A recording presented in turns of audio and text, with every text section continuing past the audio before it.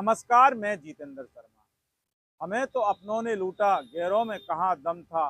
मेरी किश्ती थी डूबी वहाँ जहाँ पानी कम था। दिलवाले फिल्म का ये शेर आपको जरूर याद आया होगा, आपके जेहन में आया होगा। और अगर अभी तक भी नहीं आया तो फिर हमारा वीडियो देखने के बाद एक बार आप दिलवाले फिल्म जरूर देखना। अजय देवगन और रवीना टंडन। यहाँ पर हम दिलवाले फिल्म का प्रचार नहीं कर रहे, लेकिन जब मामला ही ऐसा हो जाता है तो फिर दिलवाले फिल्म का शेयर प्रस्तुत करना लाजमी हो जाता है। बात सफाई कर्मचारी भर्ती की करते हैं। सफाई कर्मचारी भर्ती को लेकर सफाई कर्मचारियों ने हड़ताल की और नंदकिशोर डंडोरिया के आह्वान पर 27 जून से कम वाल्मीकि समाज ने तो झाड़ू डाउन कर दिया, यानी कि कोई साफ सफाई नहीं। और जो सबसे पहला नंदकिशोर डंडोरिया का जो वायदा था अपने समाज के लोगों से, वो ये था कि सफाई कर्मचारी भर्ती की विज्ञप्ति जब तक जारी नहीं होगी तब तक ये हड़ताल जारी रहेगी। लेकिन सफाई कर्मचारी भर्ती की विज्ञप्ति तो जारी नहीं हुई, लेकिन विभाग के समझौते के साथ संयुक्त वाल्मीकि एवं सफाई श्रमिक संघ के आह्वान पर हुई सफाई कर्मचारियों की हड़ताल जरूर खत्म हो गई। समझौते के अंदर क्या मांग की गई थी और संयुक्त वाल्मीकि एवं सफाई श्रमिक संघ यूनियन, यानी कि सफाई यूनियन डंडोरिया साहब वाली यूनियन को इस समझौते के अंदर क्या मिला, इसका हम सिलसिलेवार विश्लेषण करेंगे हमारे इस वीडियो में। इसलिए आपसे निवेदन है कि आप ये हमारा वीडियो पूरा ज़रूर देखना, और हमारा यही वीडियो नहीं, आप सारे वीडियो पूरा देखे करें, क्योंकि हमारे वीडियो लंबे ज़रूर होते हैं, लेकिन जब तक पूरा वीडियो नहीं देखेंगे तब तक कोई बात समझ में नहीं आएगी। 6 मांगों को लेकर डंडोरिया कंपनी ने हड़ताल रखी थी। परंपरागत रूप से वाल्मीकि समाज को प्राथमिकता मिलनी चाहिए सफाई कर्मचारी भर्ती में। सफाई कर्मचारी भर्ती से पहले कोर्ट केस वाले अभ्यर्थी हैं उनको नियुक्ति मिलनी चाहिए। सफाई का कार्य जो कर रहे हैं पूर्व में और वर्तमान में, उनको प्राथमिकता मिलनी चाहिए। यूनियन के अनुसार समझौता होना चाहिए और ठेका प्रथा समाप्त होनी चाहिए। इसके अलावा 1 वर्ष अर्धकुशल और 1 वर्ष कुशल कार्य मानकर चयनित अभ्यर्थियों को परमानेंट स्थायीकरण किया जाना चाहिए। ये 6 मांग थी। मांग पत्र आपके सामने है, लेकिन जो समझौता हुआ वो 8 मांगों को लेकर हुआ। समझ रहे ना बात को? यानी कि मांगी 6 थी, लेकिन 8 पर ये समझौता हुआ। ये बिंदु बोल रहे हैं, हम हमारे मन से नहीं बोल रहे। इसके अलावा जो 7वीं जो मांग है वो ये है कि हड़ताल की अवधि में कर्मचारियों को वेतन नहीं काटा जाए, और इसके अलावा सफाई कर्मचारी भर्ती शीघ्र की जाए। इस तरह से 8 मांग पत्र पे समझौता हुआ, जो कि मांग 6 थी। अब इन मांगों के बाद हड़ताल खत्म हुई, इसके पहले जो समझौता हुआ, इस समझौते में किस बिंदु पर क्या सहमति जताई गई थी? तो पहला नंबर का बिंदु कि परंपरागत रूप से सफाई का कार्य करने वाले लोगों को प्राथमिकता, इस पर जो समझौता हुआ है। सफाई कर्मचारी भर्ती की प्रक्रिया के अंतर्गत परंपरागत रूप से सफाई कार्य करने वाले अभ्यर्थियों को प्राथमिकता दी जाएगी। इस हेतु नगरीय निकायों में कम से कम 1 वर्ष का सफाई कार्य का अनुभव रखने का निर्णय लिया है।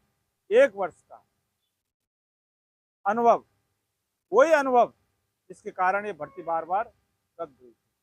और किसी से मांगा है बात वो नहीं है, लेकिन परंपरागत रूप से सफाई कार्य करने वाले लोगों को अब 1 वर्ष का, कम से कम, ज़्यादा इतना भी हो सकता है जब वो भर्ती जारी होगी, जब वो अनुभव प्रमाण पत्र मांगेंगे, वो बात की बात है, लेकिन कम से कम 1 वर्ष का अनुभव तो होना चाहिए। सुन लीजिए, परंपरागत रूप से सफाई का कार्य करने वाले लोगों।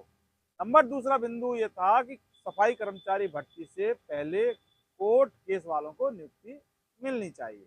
इसके अंदर दिया है इन्होंने कि विभागीय आदेश दिनांक 23/10/2024 द्वारा सफाई कर्मचारी भर्ती वर्ष 2012 एवं वर्ष 2018 से संबंधित माननीय न्यायालयों के लंबित प्रकरणों के निस्तारण हेतु संबंधित उप निदेशक क्षेत्रीय स्थानीय निकाय विभाग की अध्यक्षता में कमेटी का गठन किया गया था।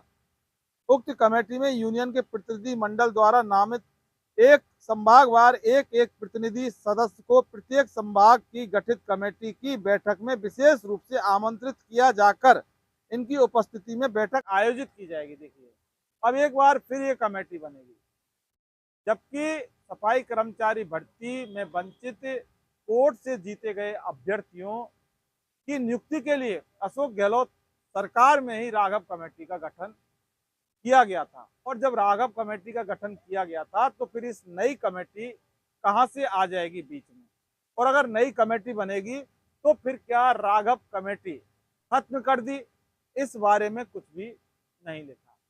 नंबर तीसरी मांग थी कि सफाई का कार्य करने वाले जो लोग हैं पूर्व में और वर्तमान में, उनको प्राथमिकता मिलनी चाहिए।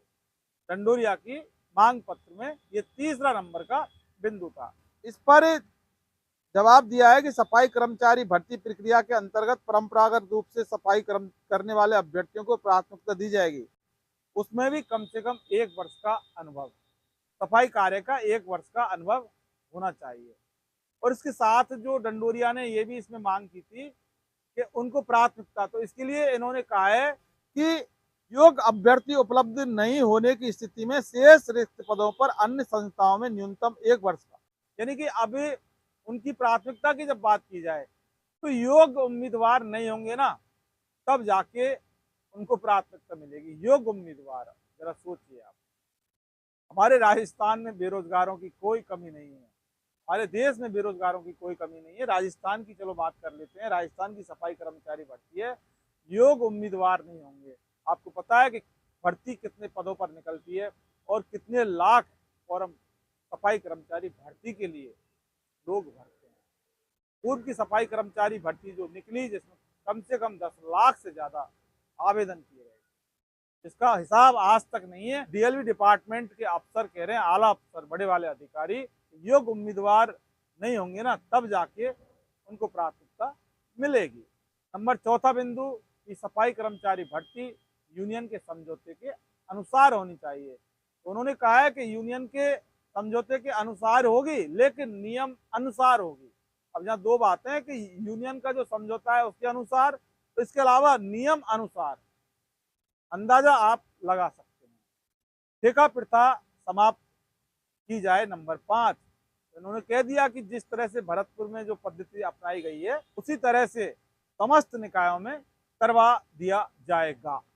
अब नंबर 6 बिंदु, 1 वर्ष अर्धकुशल 1 वर्ष कुशल मानकर चयनित अभ्यर्थियों को परमानेंट किया जाए और 3 गुना लॉटरी से ये सफाई कर्मचारी भर्ती, यानी कि जितने पद हैं उससे 3 गुना आवेदन लेकर लॉटरी से भर्ती करवाई जाए।